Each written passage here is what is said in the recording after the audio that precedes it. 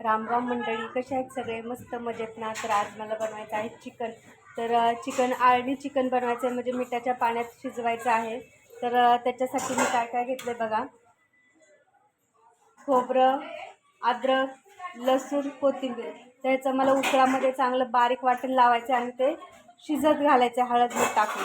तिथे हे बघा चिकन आहे, तर हे स्वच्छ मी धुवून घेतलेलं आहे. तर आता आपण चला करायला घेऊया. उकळात मी चांगलं असं कुटून घेते, अद्रक लसूण आणि खोबरं बारीक मस्त. उकळातलं चांगलं लागतं कुटलेलं, म्हणून मी उकळात कुटून घेते.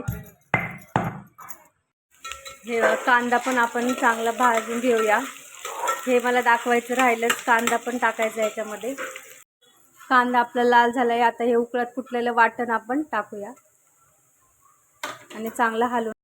तर चवीनुसार आपण हळद मीठ आणि धना पावडर हे घेतलेलं आहे, हे पण टाकूया तेलामध्येच.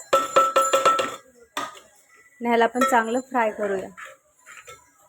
फ्राय झालेलं आहे. तर आता आपण टाकूया चिकन पण चांगलं तेलामध्ये ह्याला फ्राय करून घेऊया. झालेलं आहे. आता आपण झाकण ठेवूया.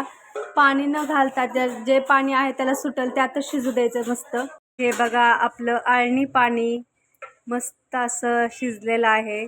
आता मी गॅस बंद करते. तेवढ्यात त्या पाण्यामध्ये शिजू दिलेलं आहे. पाणी अजिबात टाकलेलं नाही आहे. मस्त असं चांगलं मिठाचं पाणी लागतं. तुम्ही पण करून बघा.